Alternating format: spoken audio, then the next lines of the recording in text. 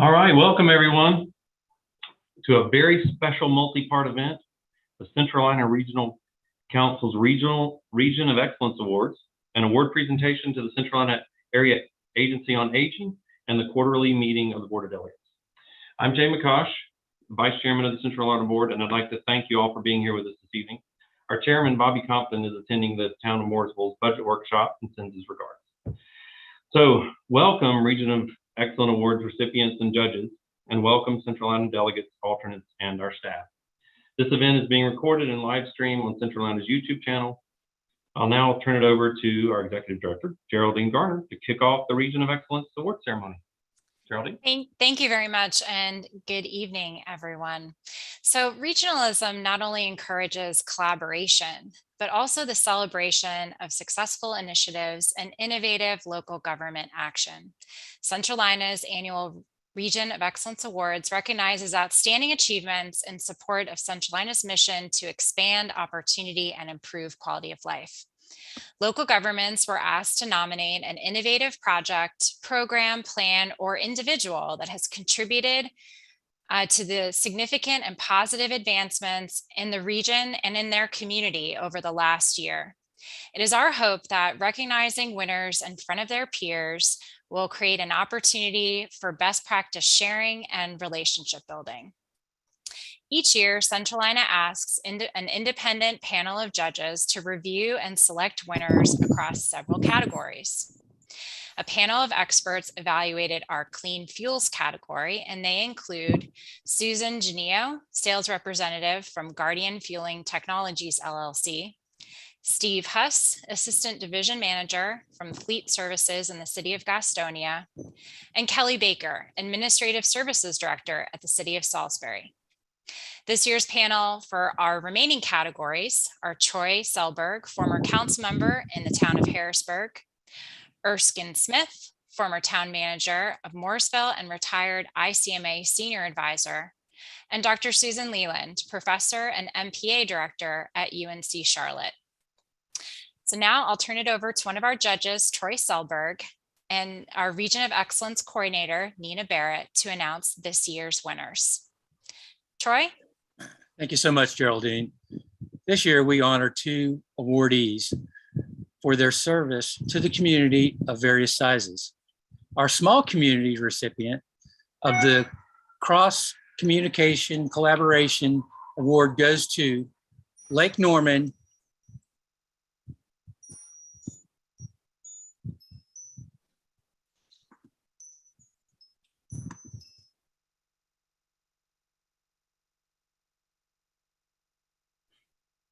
Troy, I think you froze. Yeah, I think Troy froze. Okay. I'll jump in and pick up from here. Thank you, Nina. So this year, we will honor two awardees for their service to communities of various sizes.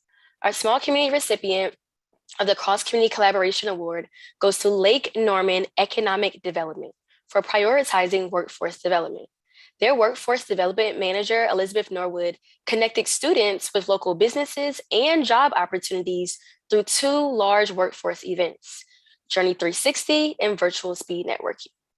The collaborative events involved the Lake Norman Education Collaborative, which is a part of the Lake Norman Chamber of Commerce, the town of Huntersville, local businesses, and Charlotte-Mecklenburg schools.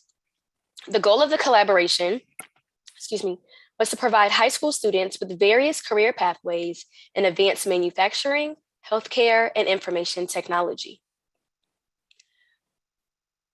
Our large community recipient of the Cross Community Collaboration Award goes to the Rowan County Education Collaborative. The leaders of this collaborative meet monthly to discover innovative and collaborative ways to work together to increase educational attainment and create a talent framework that promotes prosperity for businesses and residents of Rowan County. Since its inception, the collaborative has passed the Rowan County $45 million education bond. They have connected downtown businesses to local students, articulated over 50 career pathways between Rowan Cabarrus Community College, Catawba College, and Livingstone College, which is in progress. They've also provided Rowan Salisbury High School seniors with free college coursework at Catawba College. They've also provided financial aid support and received a grant to partner with Rowan Salisbury Schools and Catawba College to underwrite teacher preparation in underserved communities.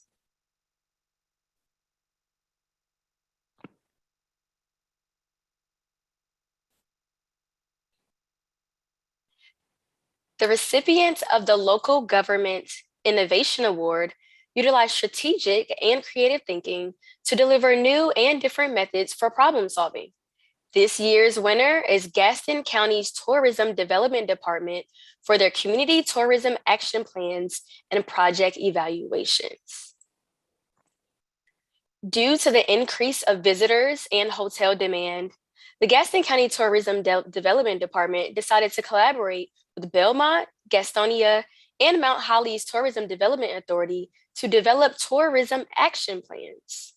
Through the development of these customized plans, they were all able to identify shared priorities for tourism demand. They also created a collective strategy for tourism initiatives and implemented a project evaluation tool to drive tourism in the area.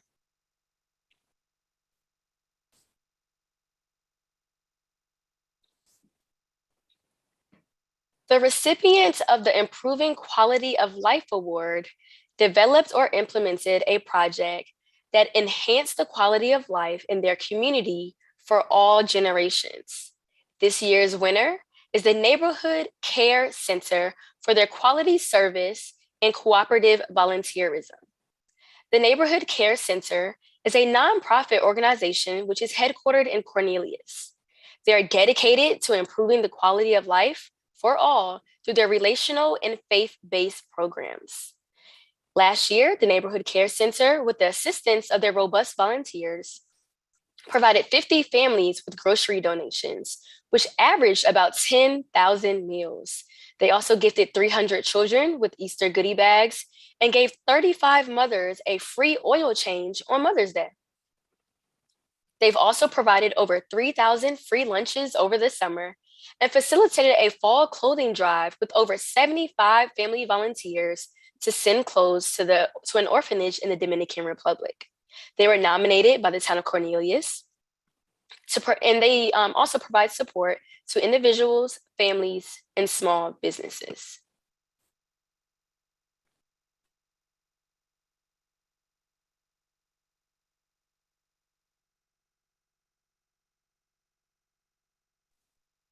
Now we'll turn it over to Jason Wager from Centralina's Planning Department and head of our Clean Fuels Coalition. Jason?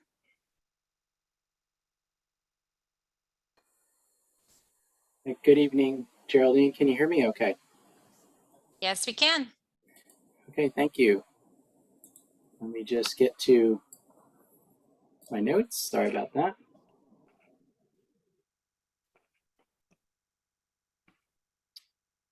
So the recipient of the Clean Cities Award is significantly implemented clean fuels and fuel alternatives for airport vehicles in order to reduce the consumption of traditional transportation fossil fuels. This year's winner is the Charlotte Douglas International Airport electric vehicle bus fleet for their work in becoming a leader in environmental stewardship and sustainability. The Charlotte Douglas International Airport electric bus fleet has completed a number of activities to support sustainability, including they've purchased 100% battery electric zero emissions buses, which will last for at least a 12-year lifespan. They've replaced older vehicles with newer vehicles to reduce emissions. They've implemented fuel economy improvements to lower fuel costs, and they've reduced gasoline gallon usage by almost 40,000 gasoline gallon equivalents, and that's going to be on a yearly repeating basis. So congratulations to Charlotte Douglas International Airport.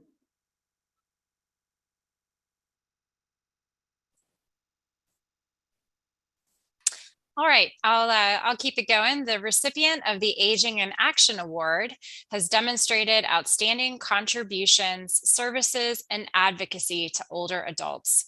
This year's Aging in Action Award is presented to Senior Community Connections, a nonprofit organization that provides transportation assistance, technology, minor household repairs, and social activities to keep older adults engaged in their community. Originally, Senior Community Connections saw the town of Davidson as their initial targeted service area. As the need grew in other neighboring towns, they expanded to Lake Norman and Cornelius. During the height of COVID-19 pandemic, Senior Community Connections was able to provide more than 300 services to its members and sponsored 4 activities such as yoga classes, art programs, and coffee meetups each month. Congratulations. All right, our next award is a very special one. The recipient of the James D. Prosser Excellence in Government Leadership Award is a visionary leader who exemplifies and promotes outstanding leadership and high ethical standards. We're so happy to recognize this year's winner, Mike Legg, the City of Kannapolis City Manager. Mike has invested over 27 years of his career to the citizens of Kannapolis. His passion and leadership shine through and contribute to the success of the city.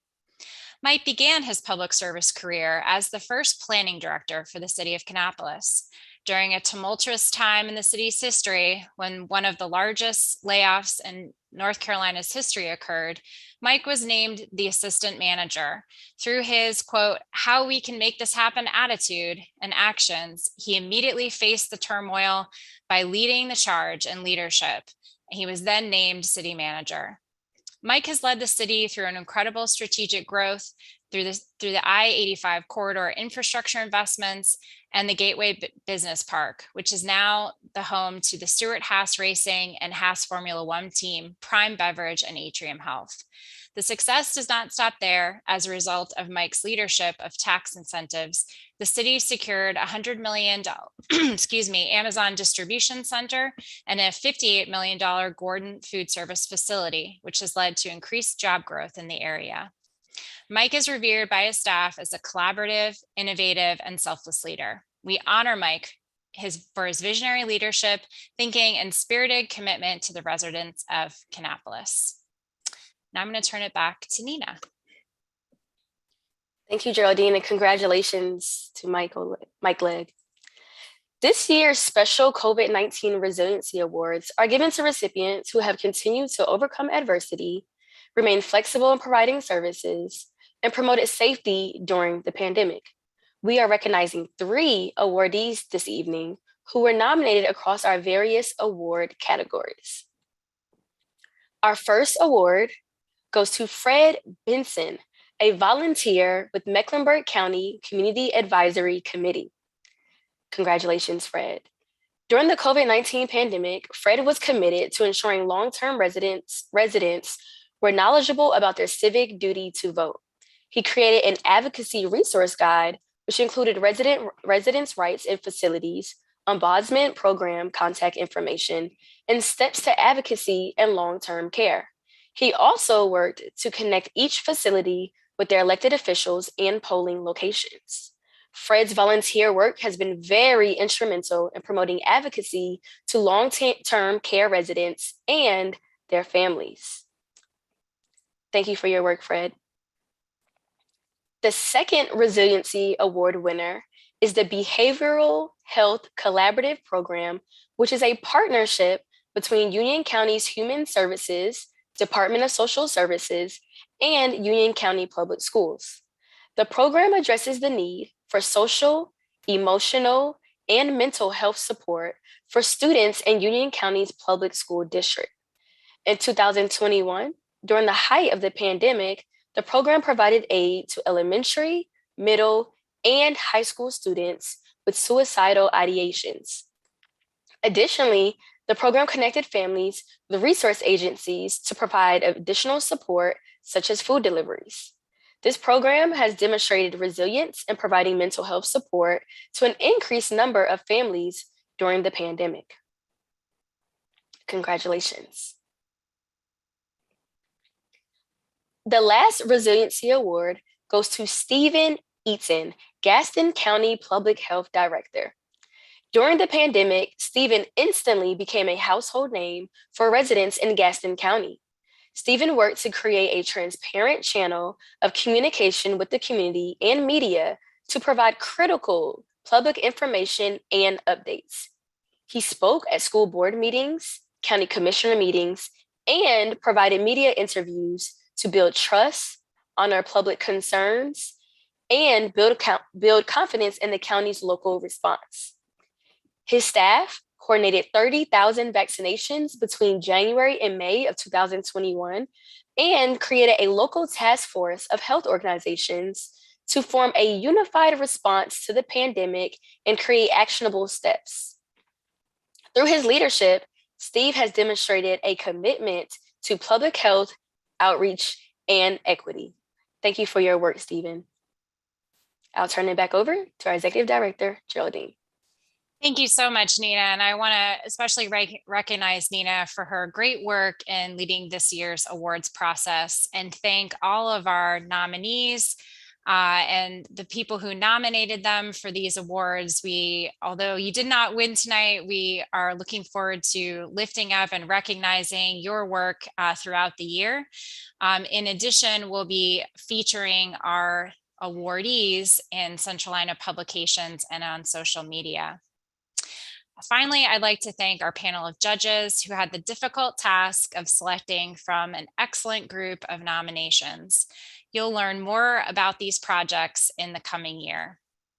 So that concludes our Region of Excellence Awards ceremony, and I'll turn it back to our chair for this evening. Thank you very much. And again, congratulations to all the Region of Excellence Award recipients.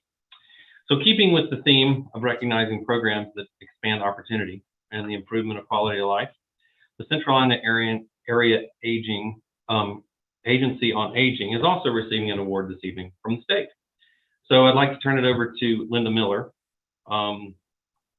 with regards to that award. Thank you. Welcome, everybody.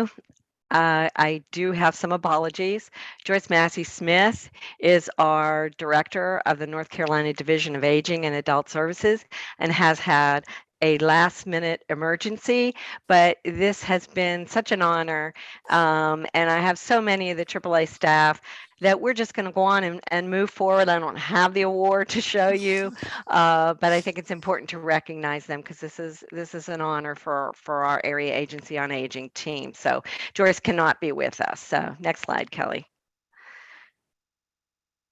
Our Area Agency on Aging staff has been awarded the George L. Maddox Award. This award is given every year, and it recognizes an individual or an organization in the state of North Carolina that has excelled in creative programming for older adults.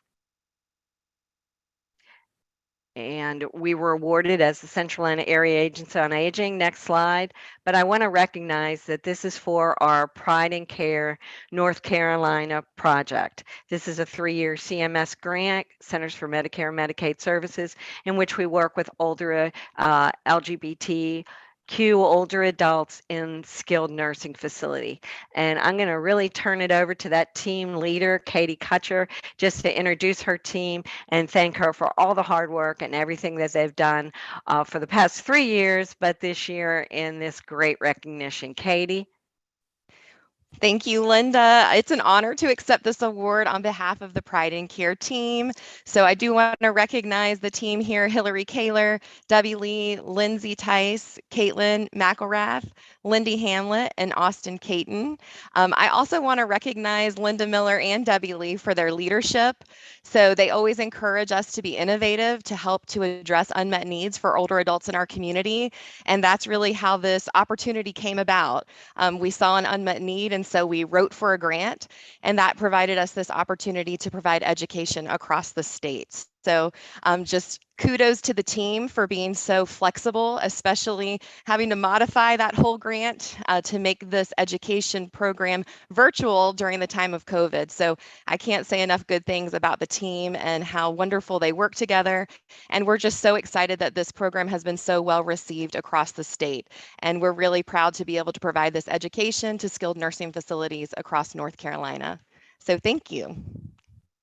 Thank you, Katie, and thank you, Mr. Vice Chair and Geraldine. Absolutely. Thank you. Again, congratulations to the well-deserved award. So we will now move on to the Board of Delegates meeting. Those of you who joined us for the award ceremony are free to leave the Zoom at this time. And thank you again for being with us. All right. I'll now call to order the meeting of the Centralina Board of Delegates. To help us move through the agenda efficiently, please remain muted except when making a motion, a second, voting, or posing a question or comment. Be sure to state your name for the record when making a motion, a second, or when speaking. We've been monitoring attendance. The delegates have joined the Zoom. In the interest of time, we will not call the names of delegates participating via computer since your names are recorded when you logged into the meeting and are displayed in the participant list. Kelly will call the names of the delegates whose names are not shown on the participant list. Names will be called in alphabetical order by the last name.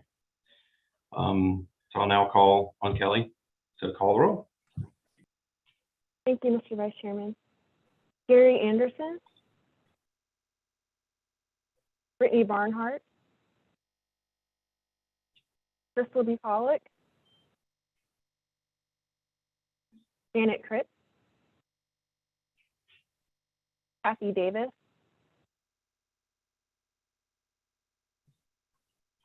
Trevor Hayes, Michael Henry,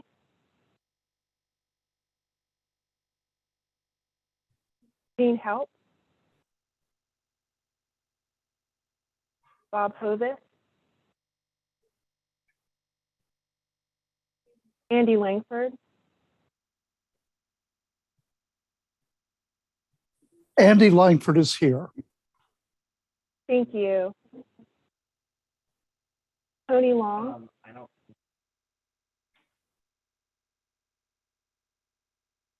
Pedro Mori,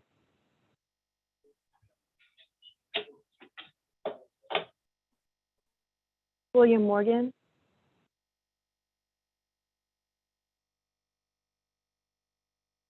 Michael Osborne,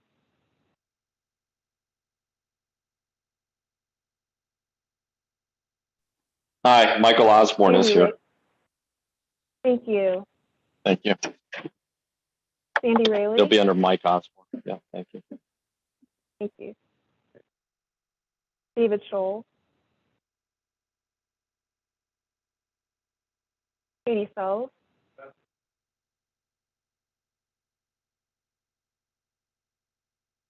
Richard Wise. And again, if you did not hear your name called, it's because we have you marked as present in the participant list. And Mr. Vice Chairman, we do have quorum. Okay, great. Thank you very much. Now I'll call for a moment of silence.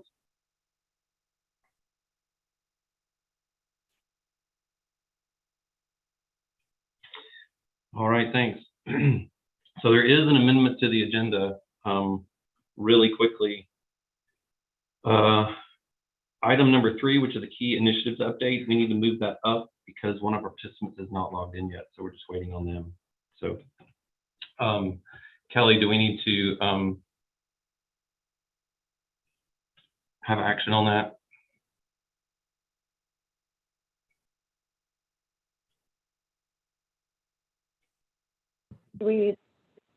Are we needing a motion? This is Martha Sue. Are we needing a motion on that?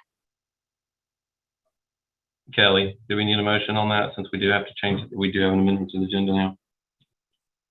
We would have to make an amendment to the That's what I agenda, thought. yes. Yes, that's what I thought. Okay. So That's just Martha changing. Sue. I will put that in the form of a motion for that amendment, that change to the agenda. Okay, thank you. This is Daryl Hennett with a second. All right, now I'll turn it over to Kelly for the yeas and Mr. nays. Vice Chairman. All right, so Again, just in favor, yes. Opposed, no. Karen Alexander.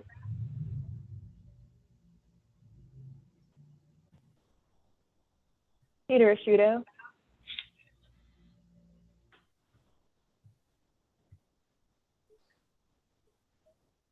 This is Karen. Wayne Yeah, Dethridge. Yes. Thank you.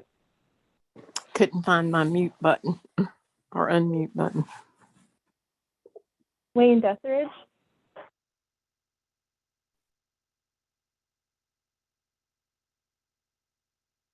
Larkin Eggleston. Yes. Martha Sue Hall. Martha Sue Hall, yes. Daryl Hennett. Yes. Corinthia Lewis Lemon. Yes.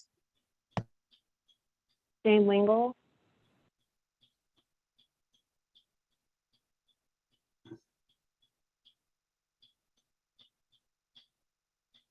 Alex Stoops. Yes. I'm sorry. Yes. This is Jane Lingle. Yes. Thank you. Thank you, Alderwoman. Alex Zooks, Kay yes. McCaffin. Thank you. Tim McCool. Yes. Jay McCosh. Yes. Autumn Michael. Autumn Michael, yes. Larry Milano. Larry Milano, yes. Jerry Oxshire. Gary Oxer, yes. Tina Polish. Yes. Christine Poinsett. Yes. Sean Rush. Yes. Lynn Shue. Yes. Pat Sledge. Yes. Jennifer Stepp. Yes. Amelia Stinson Wesley. Yes. Jennifer Teague. Jennifer Teague, yes. Bill Thacker. Jeff Watson. Yes. David Williams. Yes. Nelson Wills. Here.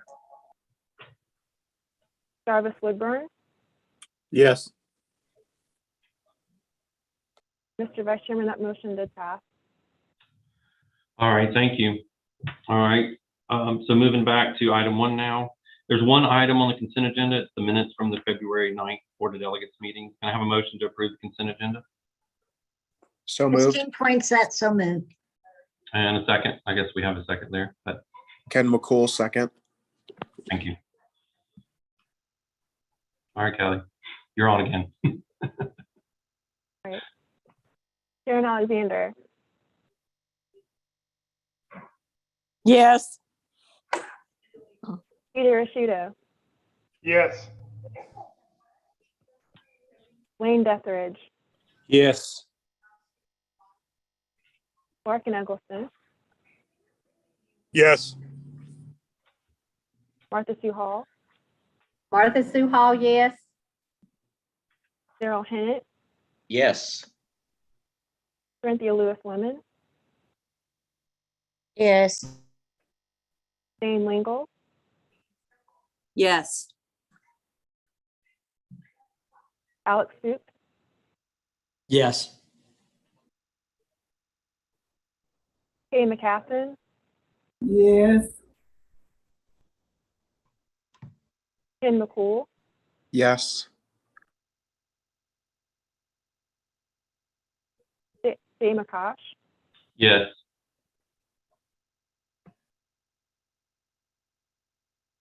Autumn Michael. Autumn Michael, yes. Larry Milano. Larry Milano, yes. Jerry Oxshire. Gary Oxer, yes. Tina Polish. Yes. Christine Poinsett.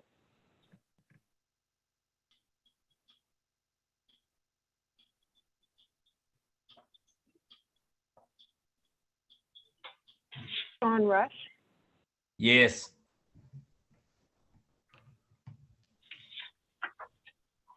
Lynn Shu, Yes. Pat Sledge, Yes.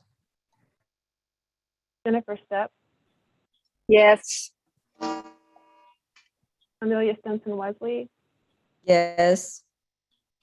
Jennifer Teague, Yes. Jeffrey Watson, Yes. David Williams, Yes. Nelson Wills,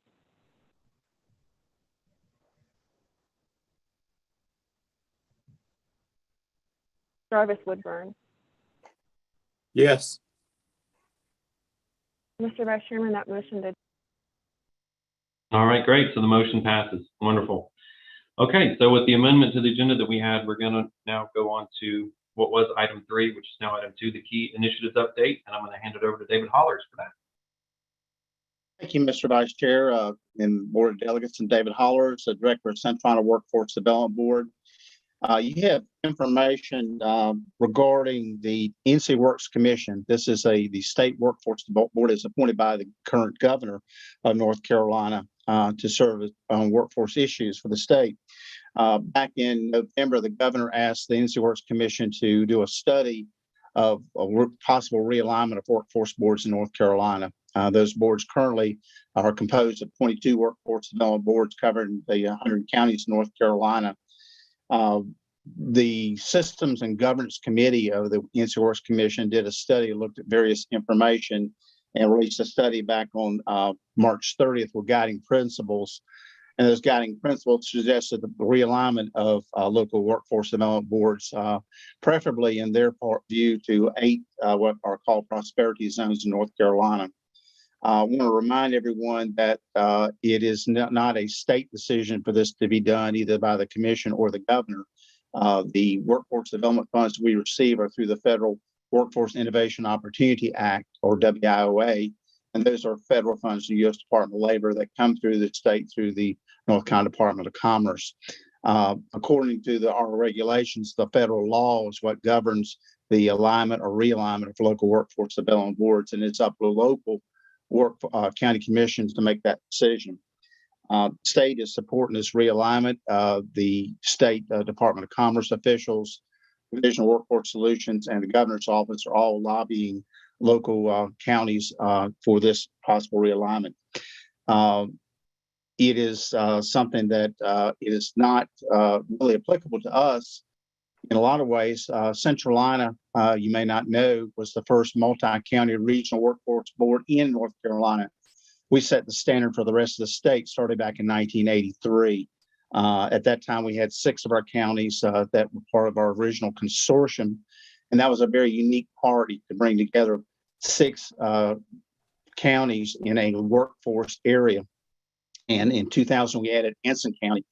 So right now, the Centralina Workforce Development Consortium and our board consists of Anson, Cabarrus, Iredell, Lincoln, Rowan, Stanley, and Union counties. What we have done from both the Centralina Regional Council and the Centralina Workforce Development Board is send a joint letter to the county commission chair in each of those 7 counties, our consortium member who represents those counties on our workforce consortium, and also to the county manager to affirm that county's interests remain in the Centralina consortium.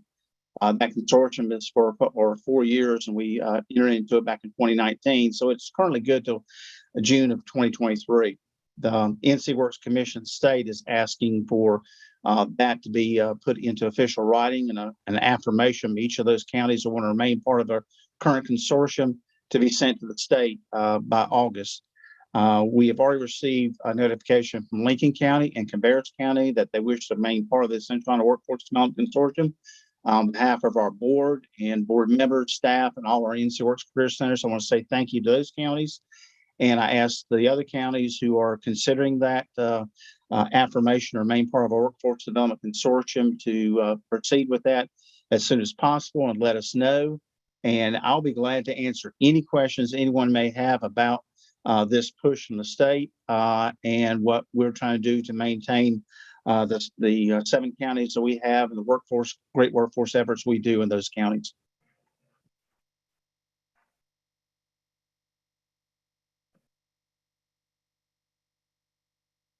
Any questions for David or the team? David Williams, Union County. I'd just be curious to understand what some of the advantages and possible disadvantages are to this realignment compared to where we are today. Well, thank you, Commissioner. The possible realignment would put the 7 counties that are part of the Centralina Workforce Development Consortium into a larger area with Mecklenburg, Gaston, and Cleveland counties.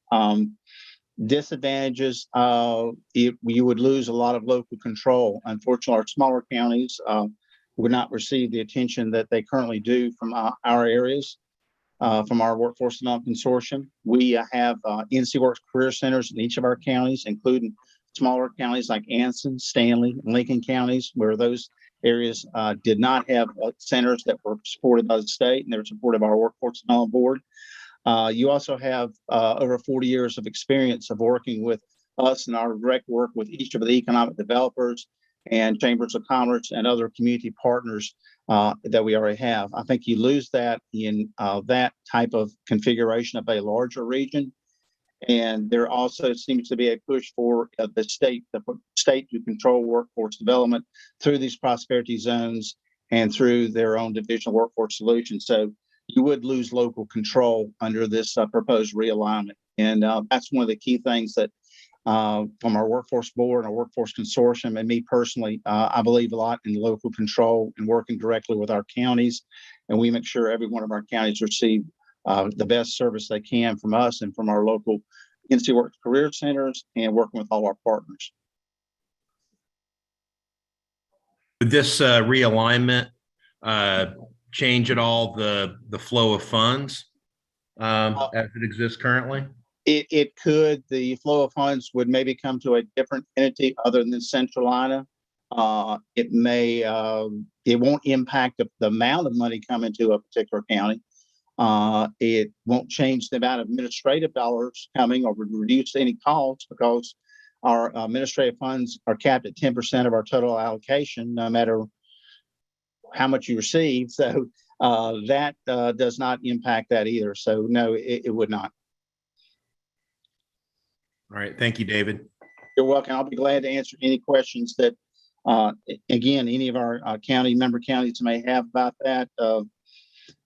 You'll find with Centralina Workforce Development Consortium and our Centralina Regional Council, our Workforce Development Board, we've had 40 years of no audits, no audit problems, no findings, no failures to meet performance standards. So we're meeting all the requirements that the State Workforce Commission put out there, including working directly with economic development on many, many projects in our region, whether you're talking about Chewy and Rowan County, or you're talking about Eli Lilly and Cabarrus County, or projects in Stanley County or Lincoln County. We've worked with all those to help on landing those projects and helping to get individuals hired for all those new companies that are coming into our region, as well as those that are expanding. So we're meeting, checking all the boxes according to what the State Workforce Commission is suggesting. So there's not really need to change.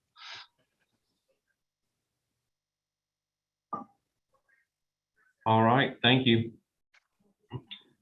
Any other questions? If not, guess we have a Connect Beyond implementation update from Michelle Nance. Michelle? Thank you and good evening. And I really appreciate the opportunity to provide an update about the Connect Beyond project. I'm pleased to announce that all of the North Carolina MPOs and rural planning organizations within our region have formally recognized Connect Beyond. And those organizations will continue to play a strong role in the Connect Beyond implementation.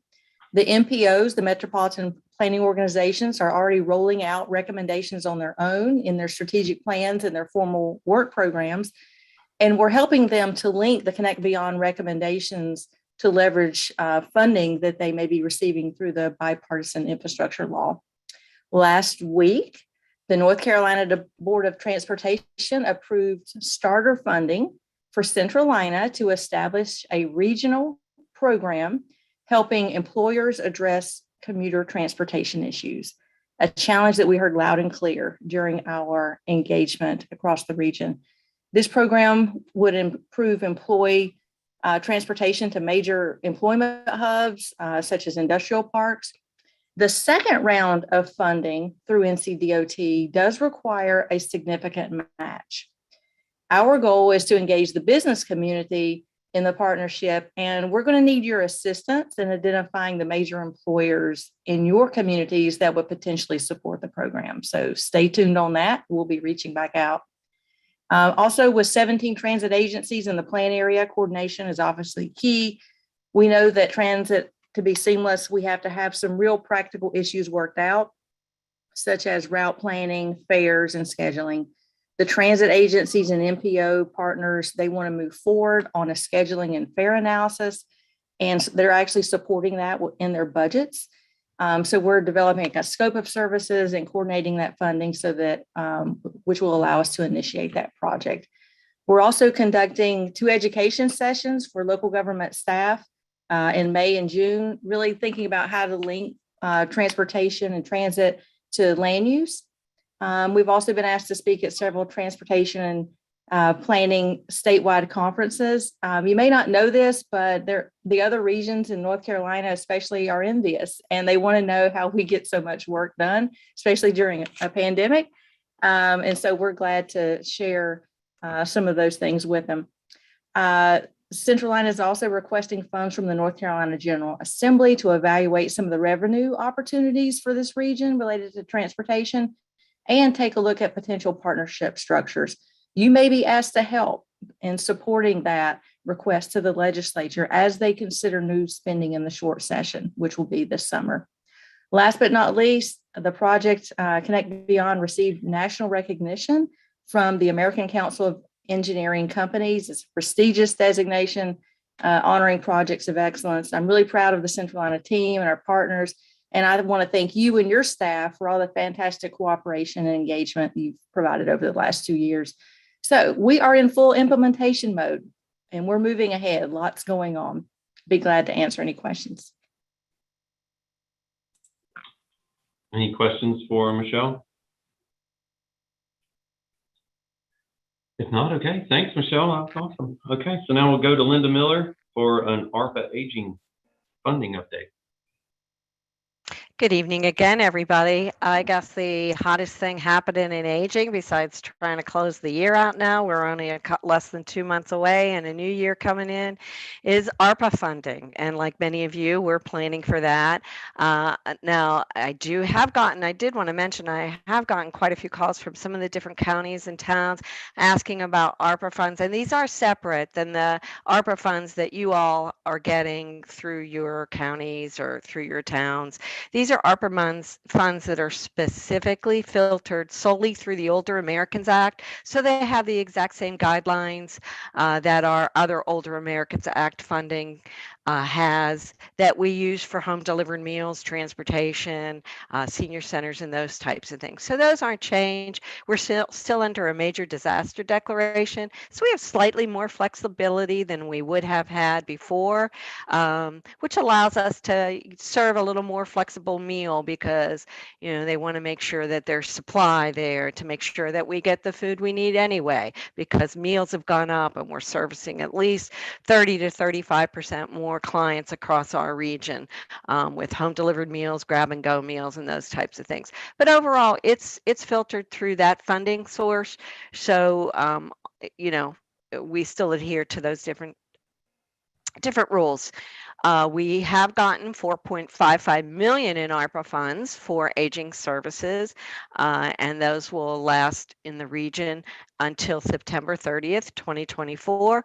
They're filtered, as I mentioned, through that Older Americans Act and are distributed not according to the more traditional block grant formula and don't adhere to that grant process.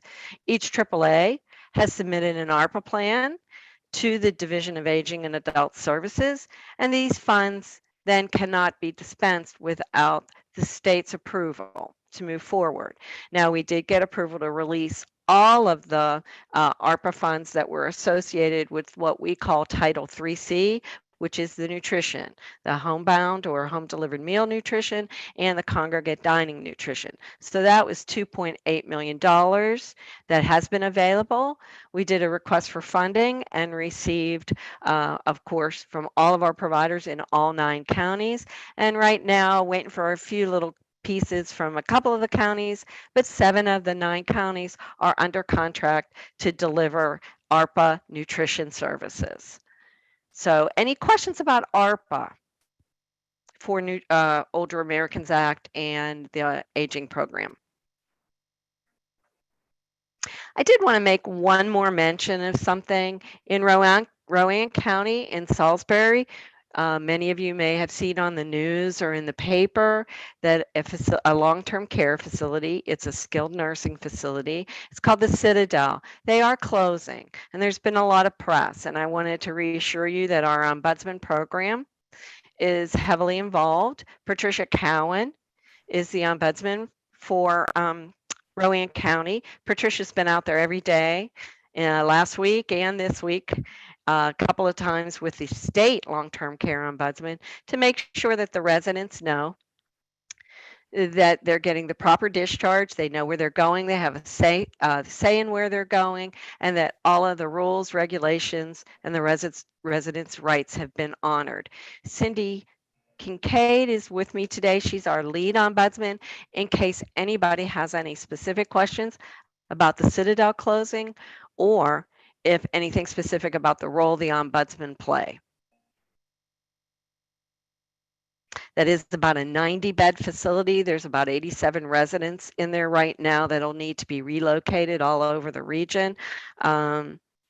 You know, like, as I said, we've had a team in there every day to make sure the residents, and they've worked with the resident council members so that they know that their rights are being honored and what they can expect as it's their home. And to move out of that's pretty tough. Martha Sue?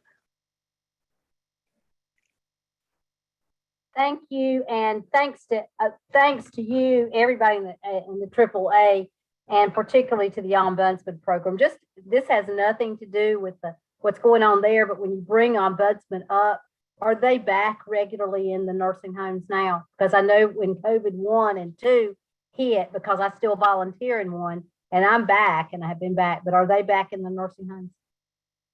Cindy? Martha, this is Cindy Kincaid. We are back out in the facilities. We have been cleared to resume visits as of about probably starting in October, November of this past year. We are still kind of tracking COVID in buildings. So if they have COVID outbreaks, then we're continuing our services through virtual means and some other efforts. But the majority of our facilities are back open to visitors. We currently, though, are not allowing our community advisory committee volunteers back into the buildings. That is a decision that is coming down from our state ombudsman. And the words that we're kind of hearing now is that they are hoping to clear them and get them back into the buildings mid to late summer. So we're expecting probably July or August. And once we get approval from our state program, then we'll be working with each of the individual county community advisory committees to understand what to expect as they start to resume their visits as well. So follow up, if I may, Mr. Vice Chair and Linda, just for folks on this call who are new to COG or new to this whole program, the Ombudsman program is one of and this is an editorial, one of the best programs we have for that group of citizens, because as we found with COVID, those that are put in nursing homes, some or a large number of them have no one to see them on a regular basis. And that Ombudsman program actually is definitely their voice to the real world. So attaboy to what y'all are doing. And I'm glad to see that they're soon to be able to get back in there. Thanks. Thanks, Martha Sue, and we really appreciate the honor that you gave Fred today, who's a Community Advisory Committee volunteer in the Mecklenburg County region, for all of his efforts during the pandemic. He found things that he could do. So we really appreciate that as well. Thank you. And if you have any questions, please feel free anytime to get a hold of me or Cindy. Right. Any more questions for Linda or Cindy? All right. Thank y'all so much. It was a great update and always wonderful to hear those things, that good use of the ARPA funding. All right. Kelly Weston has an update on member services she wants to give really quickly. Kelly?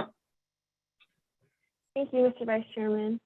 So just wanted to share a couple of updates related to member services. So over the past year, we've been helping our member governments navigate the American Rescue Plan Act, Linda just talked about. And the state budget was enacted in last November, included funding for the state COG Association, as well as the League and the County Association, to provide guidance and technical assistance in administering ARPA allocations, or helping local governments administer their ARPA allocations. And so for our part under this directive, we have developed two programs, which you'll see there on the screen. The first is the ARPA Peer Consortium, which is an interactive peer learning program developed for staff in local governments who wanted to get some strategic support around administering their ARPA allocations. We actually kicked off this program at the end of March, and we will continue convening the consortium over the next few months. And these meetings are really just an opportunity to provide them with some content around ARPA-focused topics, and just an opportunity to network and learn from each other.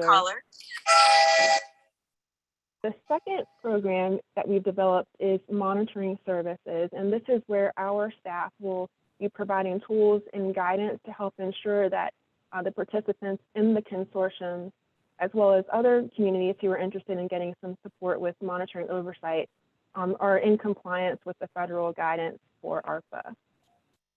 And so another update that we also wanted to share is related to our grant services. So we do provide grant support to our member governments by connecting them with resources to help them identify funding opportunities to meet the needs that they have, funding needs that they have in their communities. And so one way that we do this is through our grants alert, which is a list of federal grant opportunities that local governments are eligible for. We work with our federal relations consultant, Leslie Mazingo, who helps us distribute that. We also have an annual grants forecast that Leslie puts together as well, and that has some list of upcoming grant opportunities that are available annually, just to help members kind of plan in advance for funding opportunities as they begin to work on applications. We also offer formal grant training workshops led by professional grant writers. And we can also provide letters of support whenever a member is preparing a grant application. We can provide a letter to accompany that as well. We also offer some technical assistance with grants, and so this comes in the form of grant strategy sessions where we can help to identify specific funding sources, advise on an approach, and also provide some process guidance for an application. We can also assist with administering grants once they've been awarded.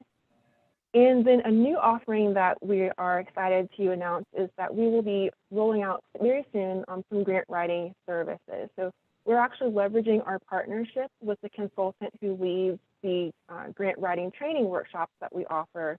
And we'll be contracting with her to help us offer the service to members. They'll be preparing federal or state grant applications for member governments upon request.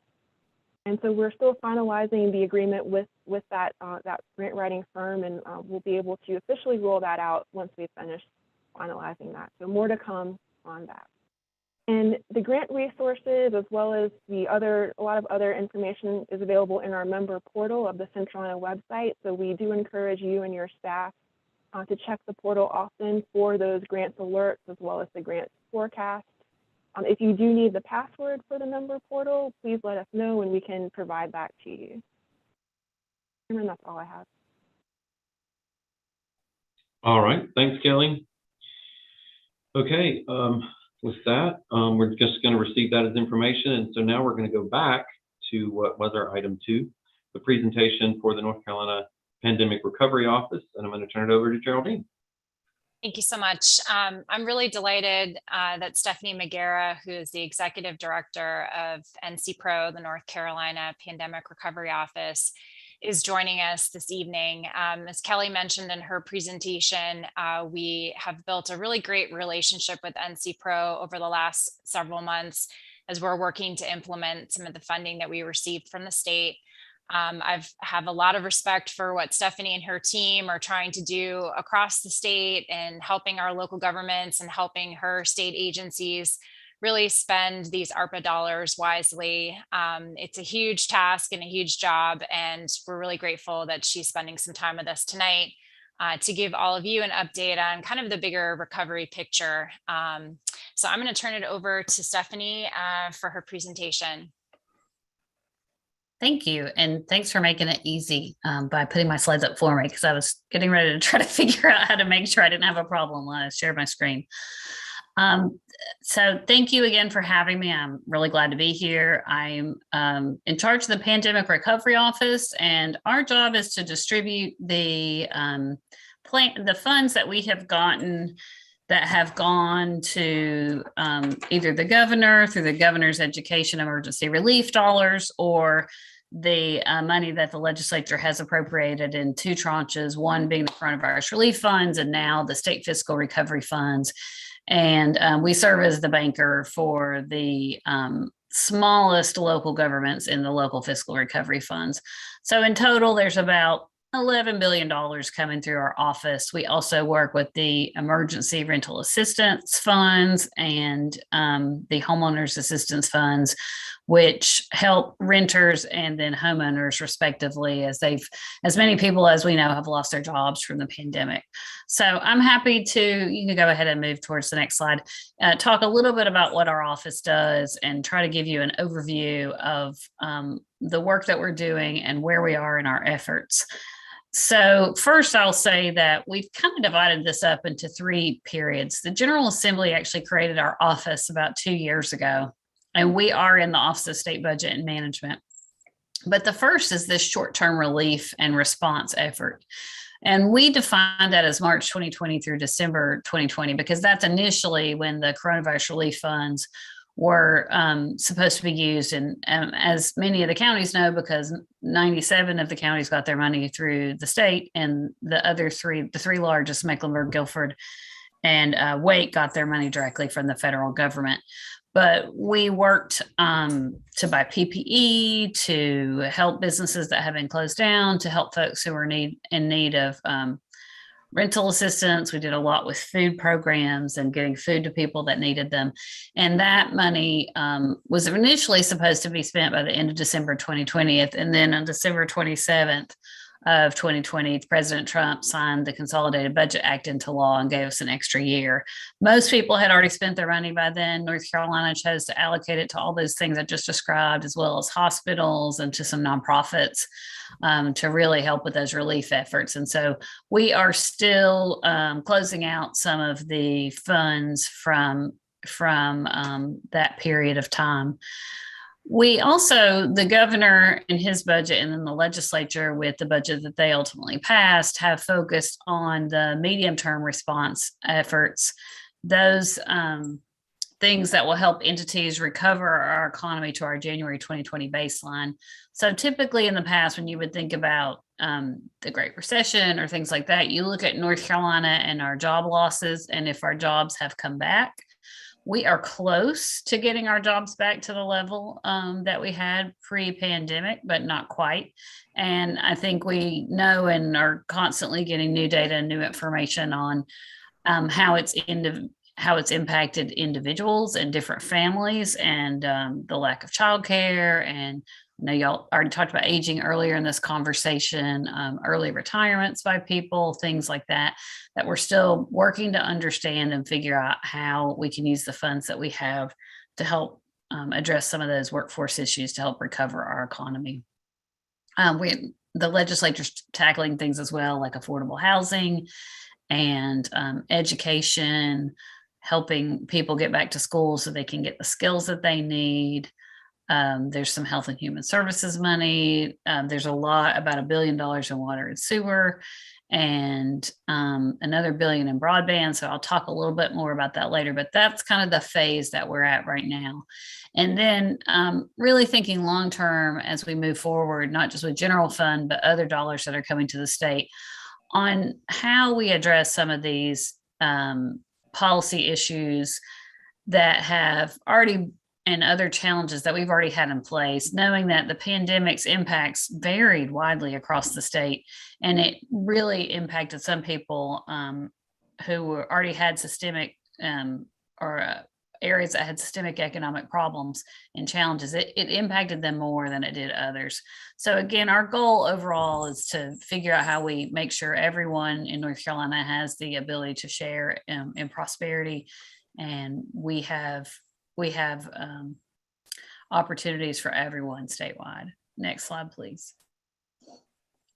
So in the coronavirus relief program, we did do some things that I think worked very well. We Retool and See went to help those historically underutilized businesses. The Department of Administration worked with 2 contractors to help them actually provide counseling and some other support. As you know, there were lots of Paycheck Protection Program dollars and Economic Injury Disaster Loan Program dollars that U.S. Treasury gave to the banks that then went to businesses. Now I think we're finding out there's been some fraud in some of those programs, or perhaps businesses that didn't really qualify. And I think part of the challenge there was that Treasury dumped the money out to the lenders, mostly banks, and they just had a really there was a lot of upheaval and a lot of confusion over what they were trying to do, again, not having seen this pandemic before. So there's a lot of cleanup on that, and thankfully our office is not involved. But I will say I thought it was wise for the legislature and the governor to figure out how to do that Retool and See program to help some of our businesses that we know weren't eligible for those programs for different reasons.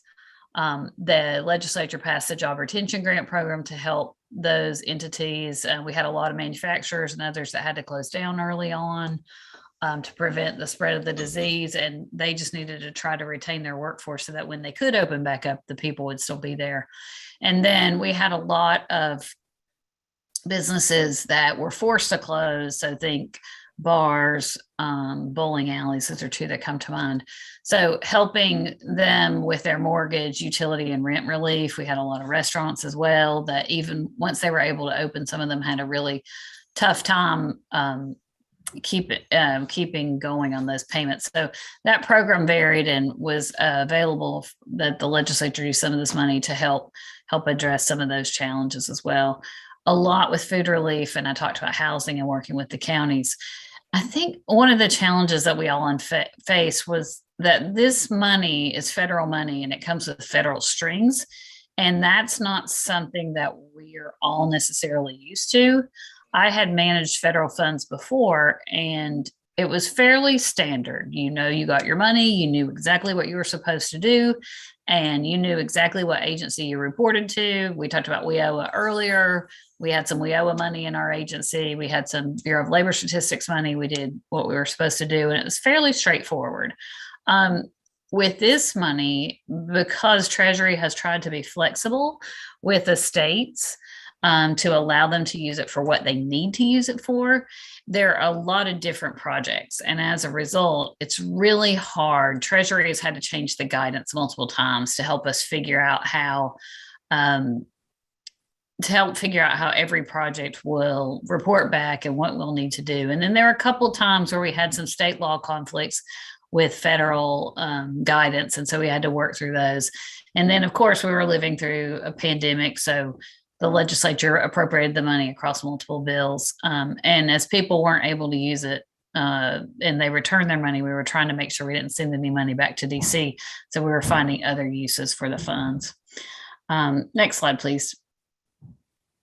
So we learned a lot of lessons from that. And one of the things that we're looking back now is those 4 acts, including the CARES Act, which is one I think people mostly talk about.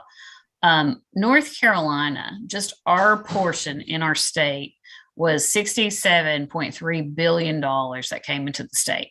So a big chunk of that was directly to businesses through that Paycheck Protection Program, but our hospitals also got money, our doctors' offices got money, individuals got money. So those pandemic stimulus payments as well are included there. And then we talked about the coronavirus relief funds and some other monies that came down through the CARES Act as well. Next slide, please. So once that sort of passed with the budget that was passed at the end of December 2020, we've gotten another $42 billion in relief. Again, this is just in North Carolina, including the American Rescue Plan Act that passed last year and that the legislature appropriated in November of last year. And so we are working, and we have a website. So if you'll go to the next slide, you can see where that is. We have a website that is attempting to track all this money and where it went. One of the things I think will be really helpful to local governments, I think will be really helpful to COGS, and really helpful to others, is to understand what money has gone to your area. So we know the impacts of the pandemic have been uneven. We know that if you were near a national park when they first closed, you had a harder hit at first, but if you were near a state park and they stayed open, your economy was doing a little bit better. A state historical site, they closed for a while. So again, it really varied, and then it varied by how people were impacted by the virus. So we've talked to restaurant owners that have restaurants in neighboring counties, and say Durham, for example, people are much more likely to wear masks. They were much more cautious during the pandemic than they were in Wake County. And so, their business models look different, and they were trying to figure out how do they respond in that case. We had a business out in Haywood County tell me that, their food supplier jumped in and really helped them and provided them with resources because they wanted to keep that restaurant open and going. So again, we're still trying to collect and digest and understand all the things that happened across the state. And I think this is one way, not just what happened, but also the relief dollars that are in place. This is not comprehensive at this point, but we are working to make it comprehensive. The state in that $110 billion got $1 billion in childcare payments. And so we're trying to understand where that has gone and what that looks like. I think it'll be really important to local governments as well as they figure out what to do with their funds and how they can have some economies of scale and figure out what that looks like. I know early on under coronavirus relief funds, we had a county ask us, well, should I give money to our local school systems? And we were like, well, you can, but just know they are getting a lot of money directly from the federal government. So the ESSER funds, and you can see the acronym there, it's elementary and secondary school emergency relief funds. There was ESSER 1, there was ESSER 2. The governor's emergency education relief. There were a lot of education funds that were flowing down. So again, I think it's trying to understand to get a handle on where those funds are and what they're used for and where they've gone. Next slide, please. So to talk a little bit more about the ARPA and kind of where we are now, knowing that we do still have some other funds that are coming through and that we're still working with in education and other areas.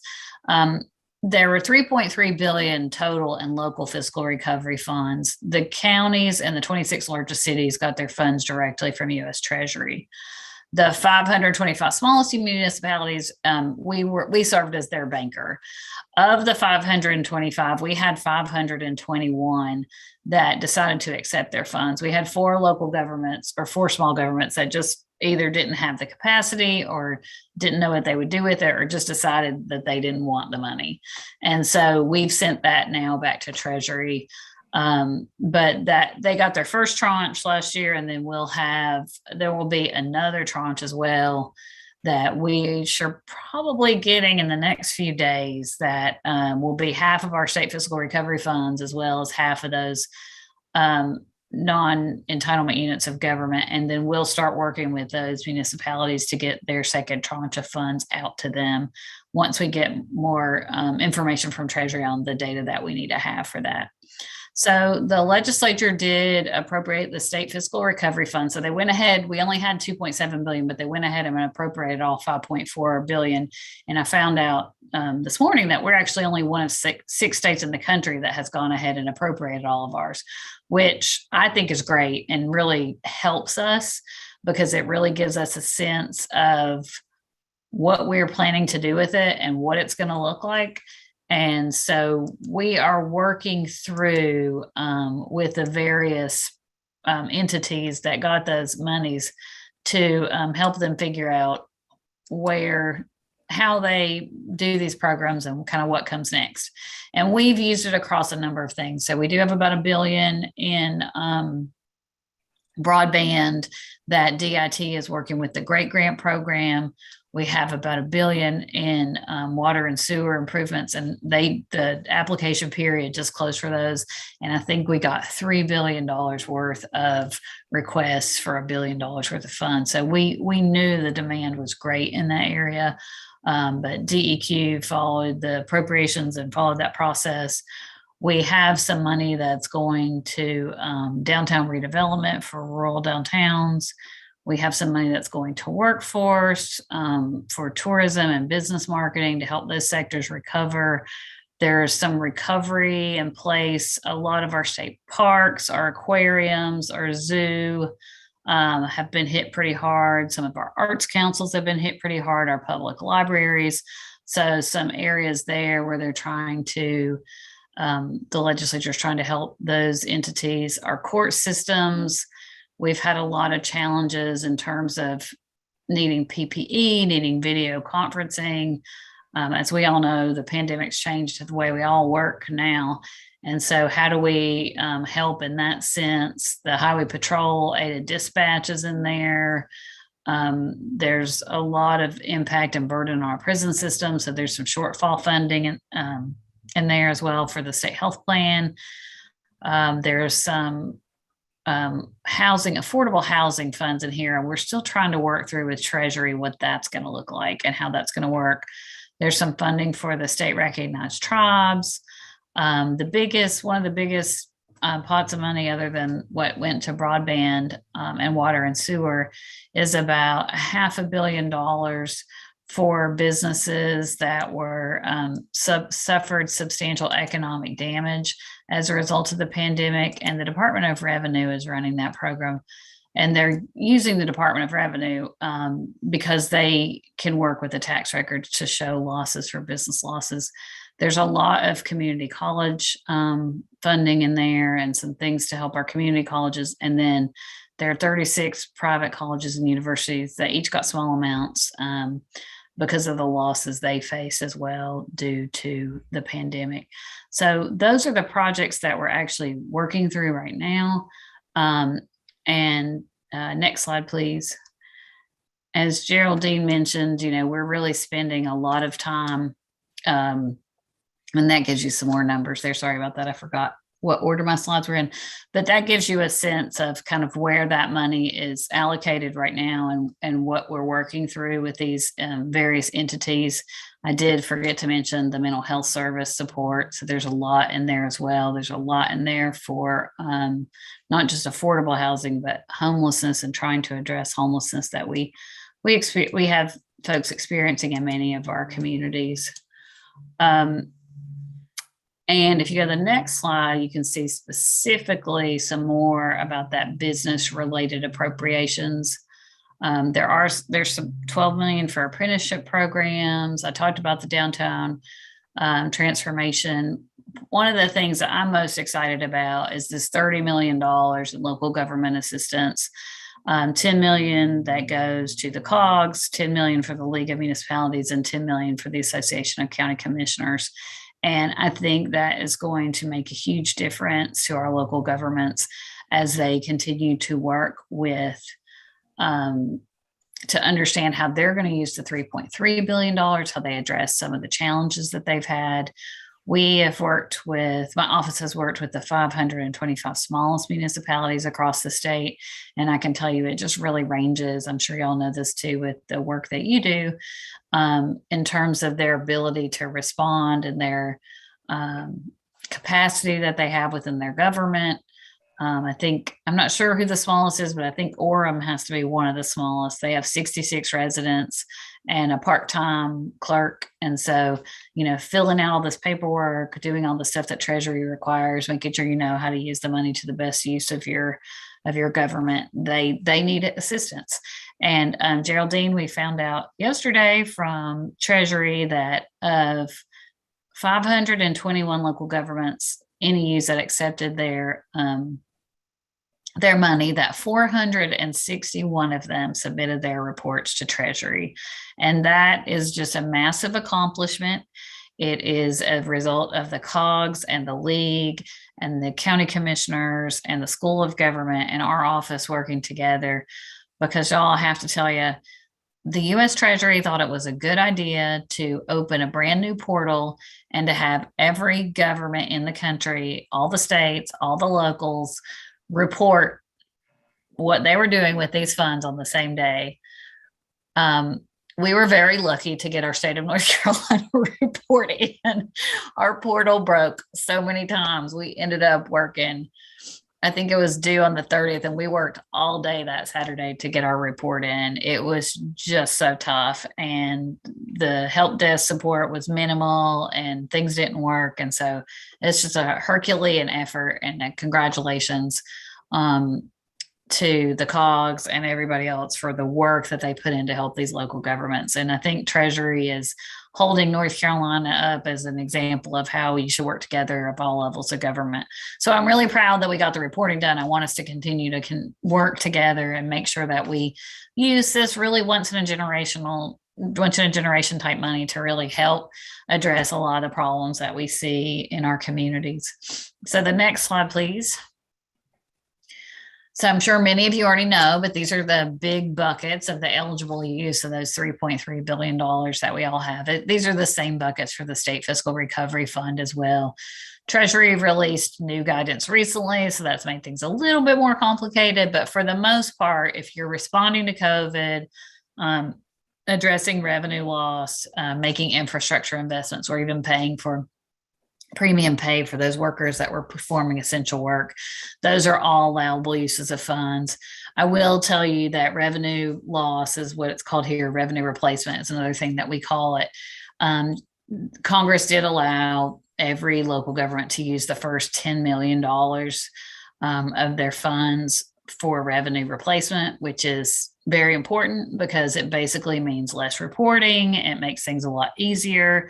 And so what the School of Government is talking about, and I'm very supportive of this, is that if you're a small government, you're not quite sure yet how you want to use your funds, the best thing to do under the revenue replacement eligible use category is to pay for, declare it as revenue replacement, pay for salaries or things that you would normally pay for with your budget, and then take that money and set it aside, and then you can use it for what you want to use it. But you do the swap of funds so that it becomes your general fund money, which I think is means it will give you a lot more flexibility in terms of the federal rules and things like that you have to follow. As someone who is having to make sure the state follows all the federal rules, I can tell you, use this revenue replacement idea that we've all come up with, and it will make it so much easier for the way we use these funds. And it will be all within the guidelines and things that we're supposed to do. So the next slide, please. And again, I feel like I'm preaching to the choir here, but I know that the challenges that were faced by local governments, this fear of misspending funds, if you misspend it, you have to repay it. So again, that's what's so important about that revenue replacement category. U.S. Treasury has changed their guidance most recently on April 27th, which created some headaches for all of us.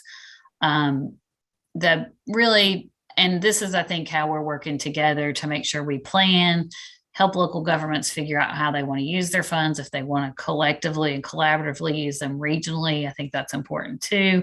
We know that a lot of these smallest governments lack the staff capacity. We've seen a lot of turnover. We've had staffing shortages. So again, having the COGS, the League of Municipalities, the Association of County Commissioners step in and really help, I think will be important. Again, if you use revenue replacement, monitoring and procurement should be not a problem. But again, for the bigger governments, when it's more than 10 million, you will still have to comply with those monitoring and procurement guidelines. And then as we stated, the reporting requirements can be tough. And so the last slide is just, again, a kind of an overview of not only the partners that we've talked about, but also the state agencies that are working to work across the lines and help make sure that the local governments know how the funds can be used and what we can do. So the Local Government Commission has been very helpful. DEQ has been very helpful. Hometown Strong, Commerce, particularly their Rural Economic Development Group, the Broadband Infrastructure Office, and the Rural Center. So we've had this partnership going for just about a year now, and we meet sometimes weekly, sometimes every other week, sometimes once a month, kind of depending on what's going on. But it's been a very rewarding experience, and I'm really proud of us as a state that we're doing so much to make sure that we're using this money for the best purpose. So I'm happy to answer any questions, and I will turn on my chat. Stephanie, thank you so much. I think it's a different dynamic when you're actually in the trenches with a lot of our local governments trying to wade your way through this at the state level, just like they are. So we really appreciate your leadership and partnership.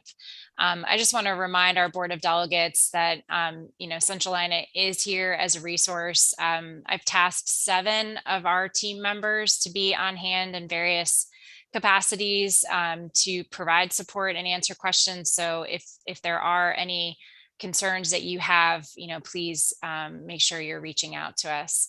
Are there any questions for Stephanie and her bird's eye view of pandemic recovery?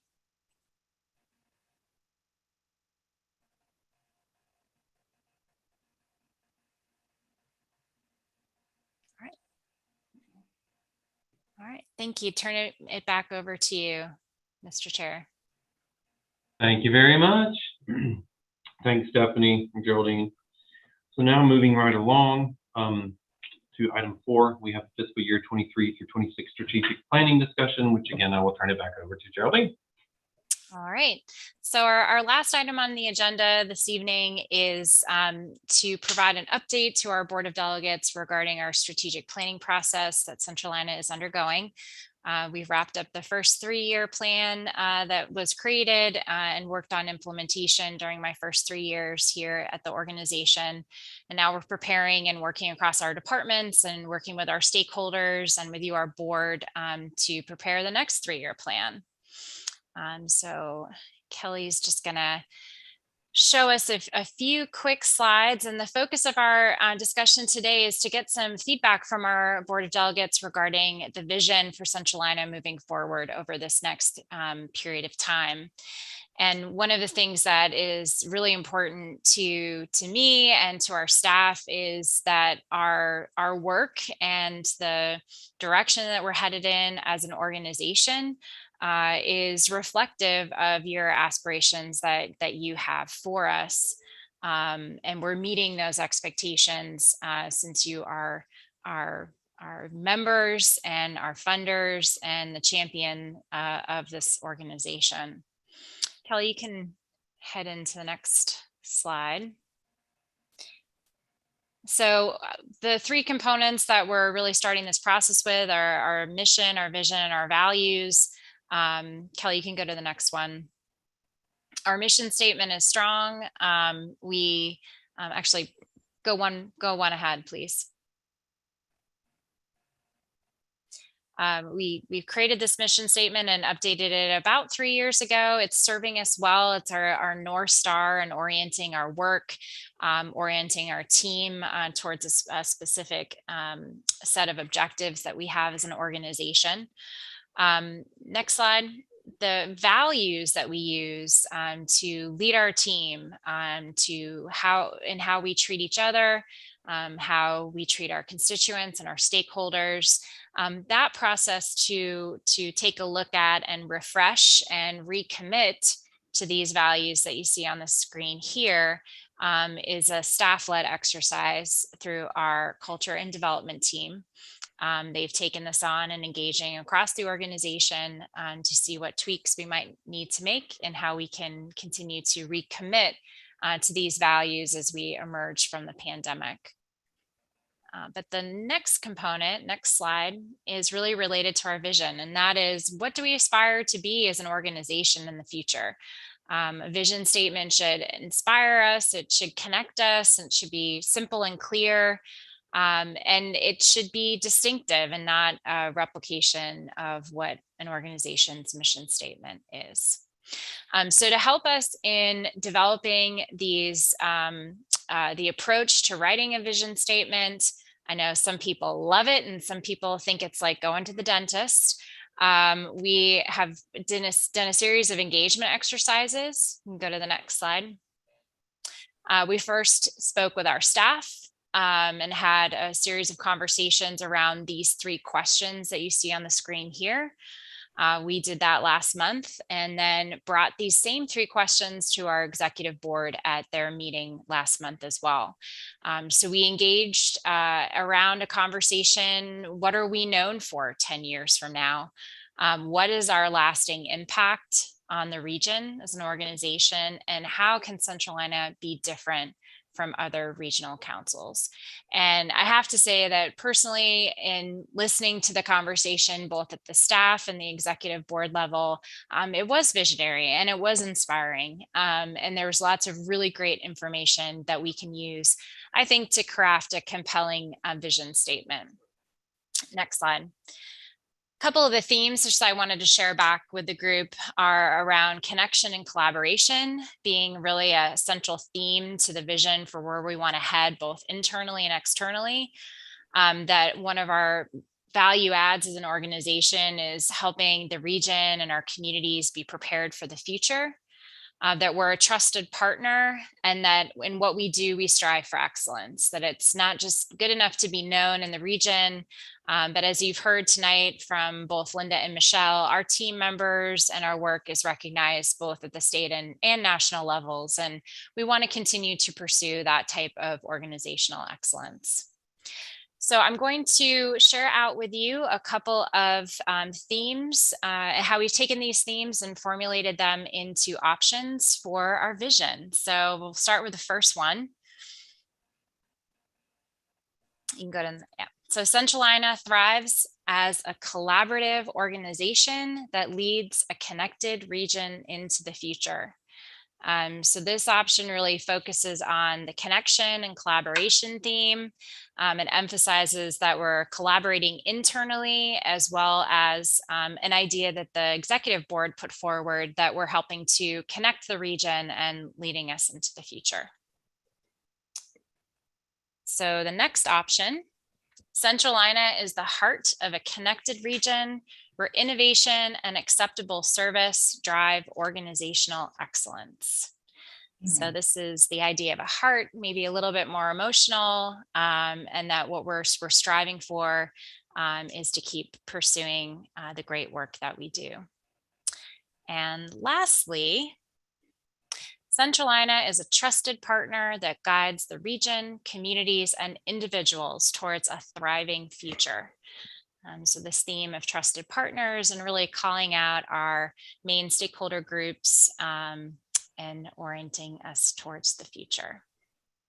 So those are our 3 options. I know you're just seeing them for the first time, but we would like to just quickly go into a short breakout discussion.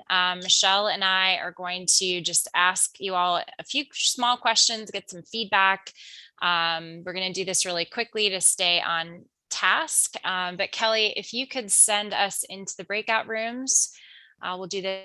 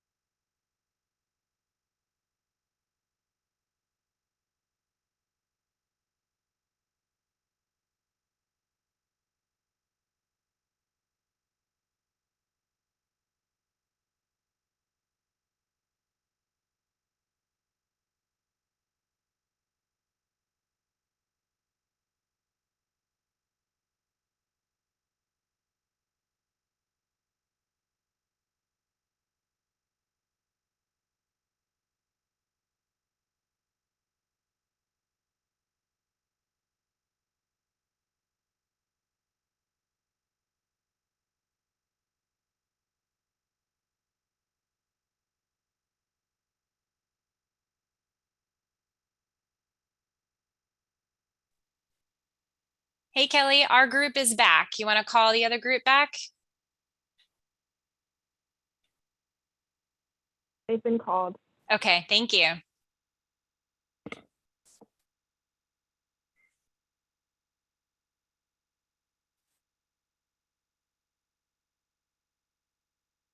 Oh, what did I do?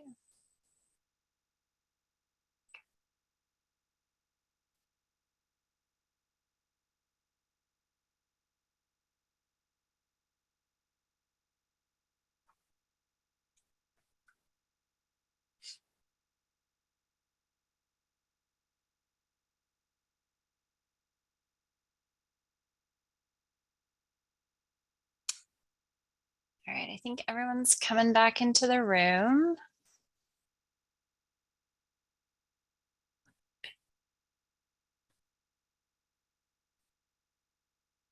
Okay, Mr. Vice Chair, are you back? I can't find you. I am. I'm here. Okay, thank you. So I just want to thank everyone for their input. We had a really great discussion in our room.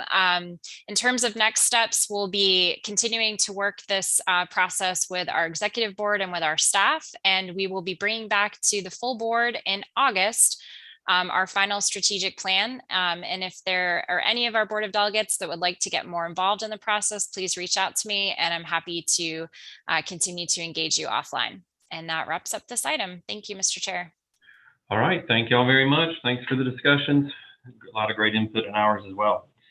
Okay, moving right along. Now we have comments from the Board of Delegates and Centralina staff. Anyone?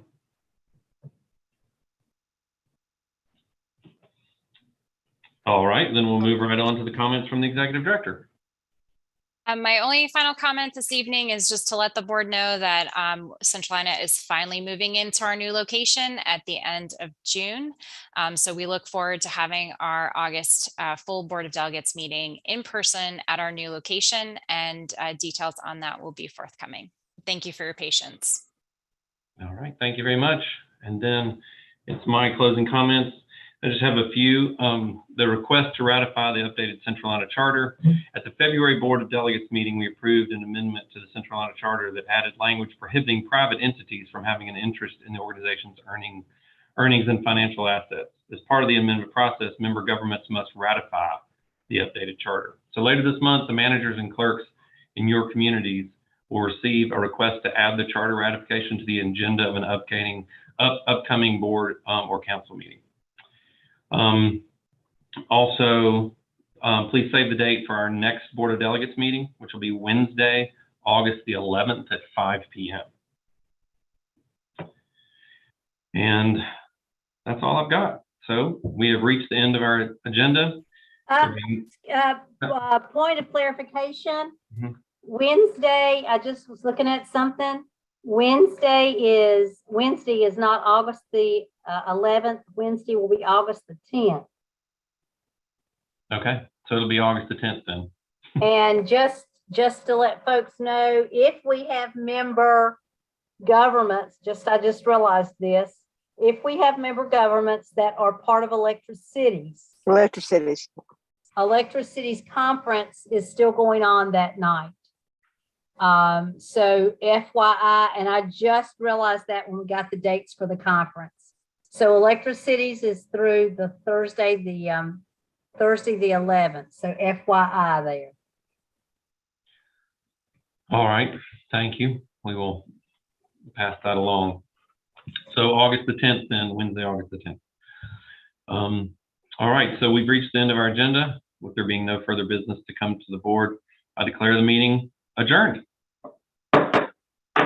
Thank you, everyone. All right, take care. Thanks so much.